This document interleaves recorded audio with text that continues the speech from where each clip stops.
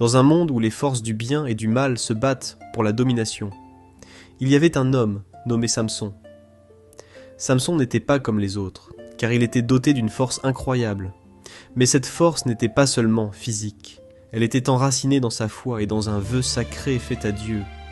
Samson était invincible tant que ses cheveux, symbole de ce vœu, restaient intacts. Samson était le protecteur de son peuple, défendant sa terre contre les ennemis. Sa force était légendaire, capable de terrasser des armées entières à elle seule. Mais malgré sa puissance, Samson avait un point faible, son cœur. Il tomba amoureux de Dalila, une femme aussi belle qu'énigmatique. Dalila aimait Samson, mais elle fut approchée par les ennemis de Samson, les Philistins, qui lui promirent une fortune si elle découvrait le secret de sa force. Hésitante mais tentée par l'offre, Dalila chercha à percer ce secret.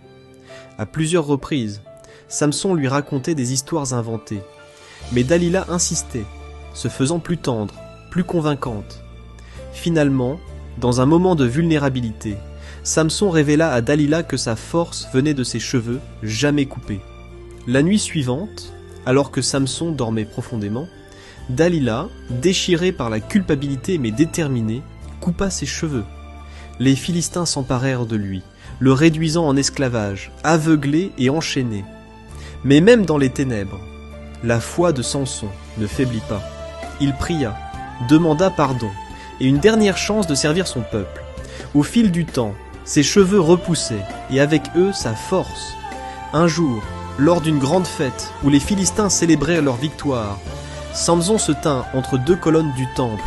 Avec toute la force de son désespoir et de son espoir combiné, il poussa les colonnes, détruisant le temple et se sacrifiant pour emporter ses ennemis avec lui. L'histoire de Samson et Dalila est une leçon sur la force véritable, qui ne réside pas seulement dans le corps, mais dans le cœur et l'esprit.